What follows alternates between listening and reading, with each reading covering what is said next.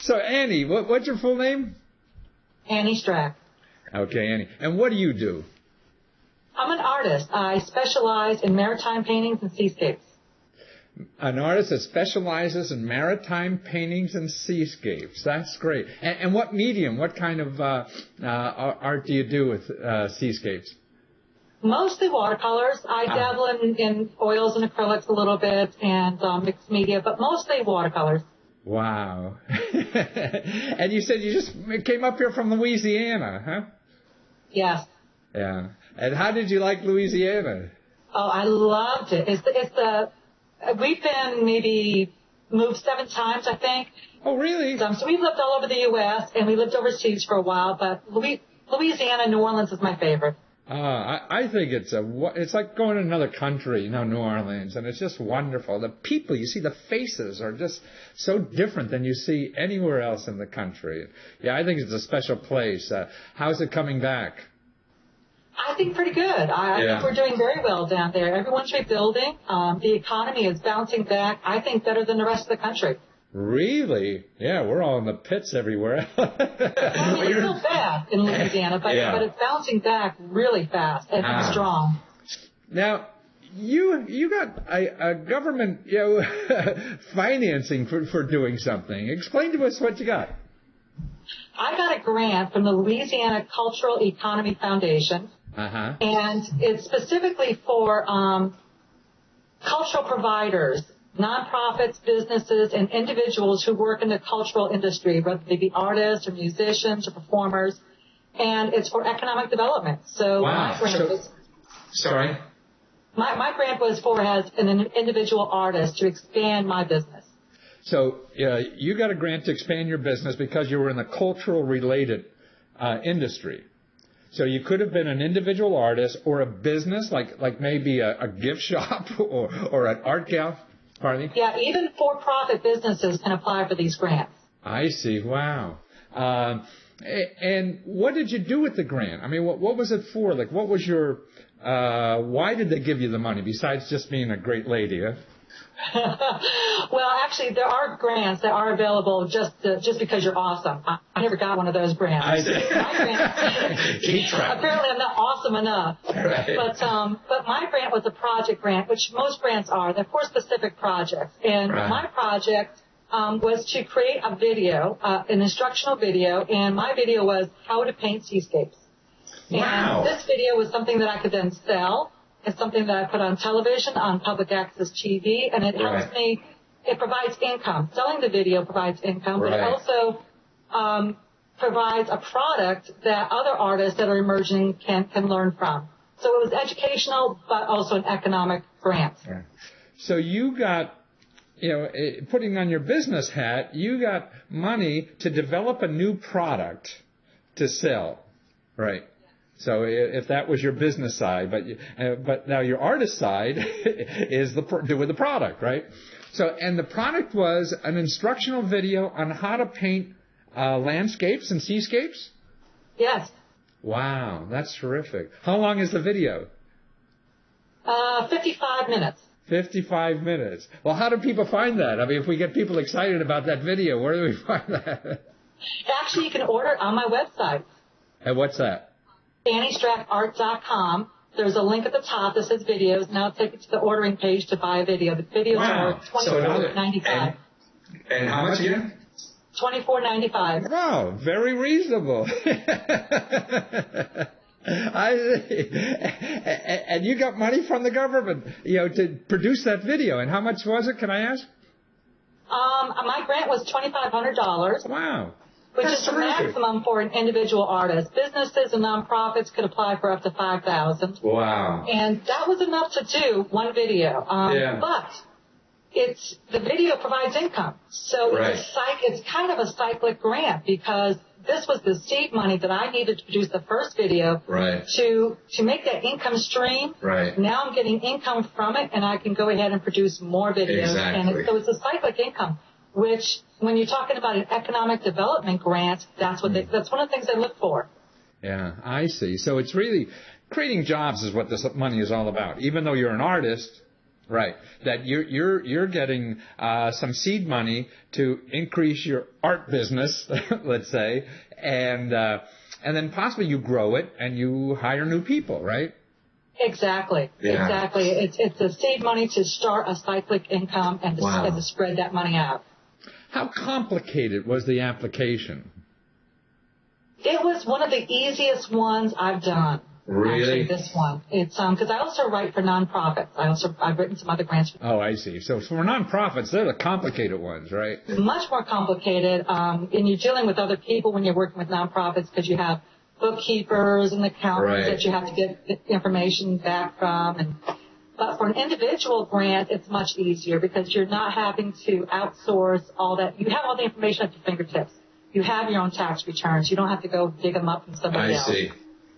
So it was just a tax return and then filling out the blanks and writing a statement or something? Basically, yeah. Really? I wrote a one-page narrative. I wrote a budget.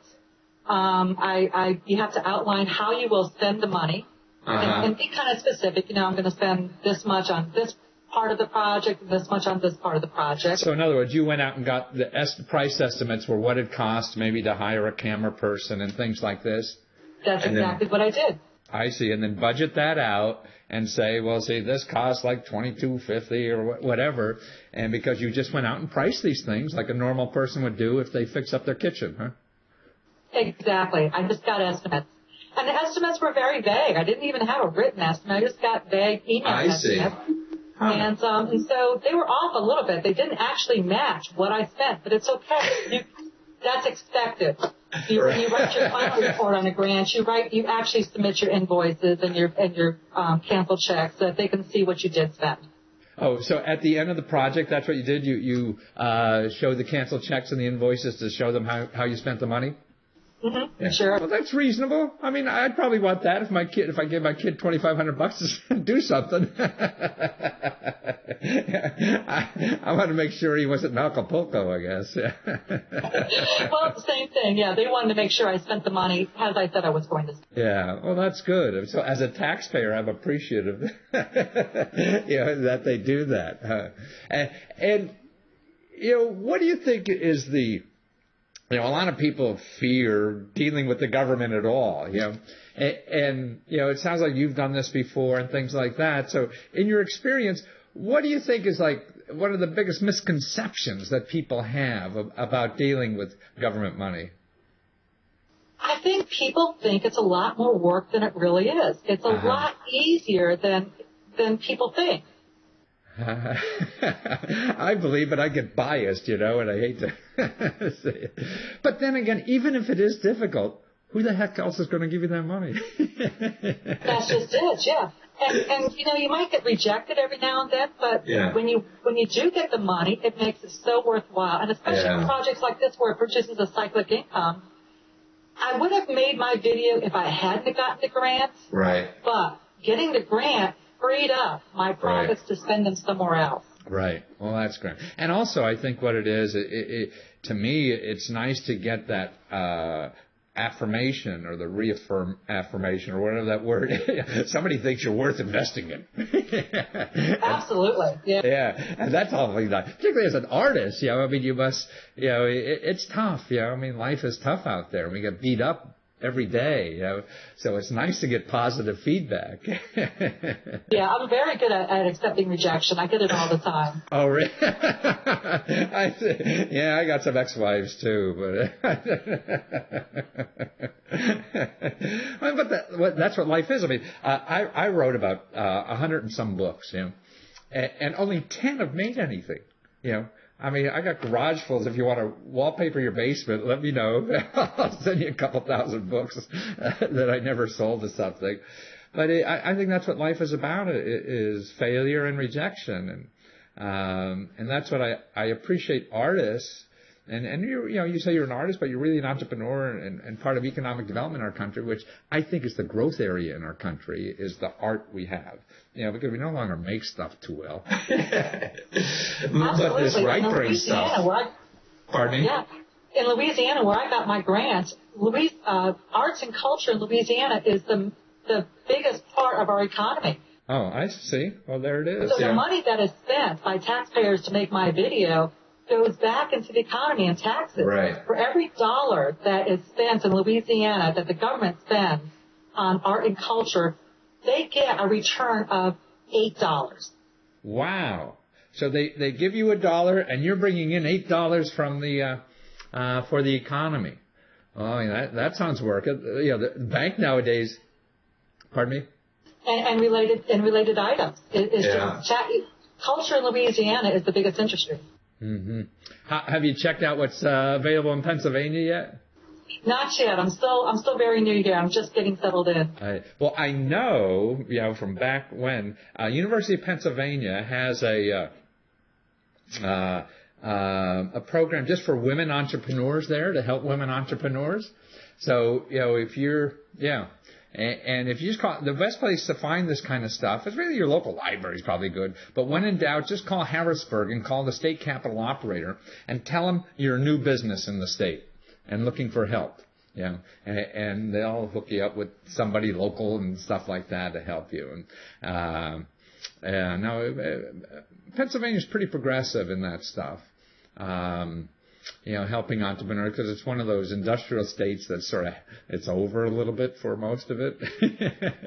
So they got to keep investing in new ideas and trying to find out, where their future is. And so I'm sure there's help and assistance there. Well, you're a delight. So can we see your work on your website?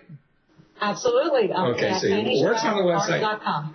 Okay, right, and I'll put that up on there too. And also, we can buy the DVD if we want to know how to watercolor. Huh? Is it for any level, or do you have to be a master? No, if you're very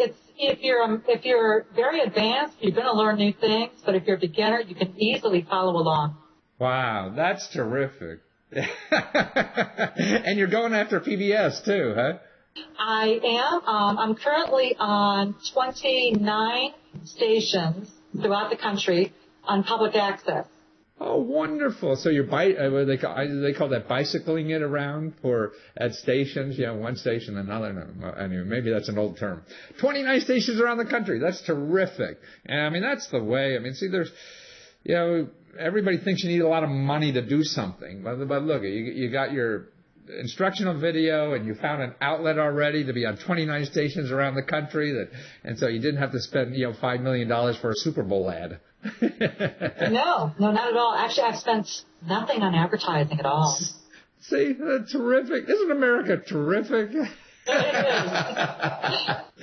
Well, say hello to your husband. I hear he works for the Park Service, and that's great work, and we need that in this country too. And thank you for sharing your experience. Thank you, Matthew. It's been a pleasure. My pleasure.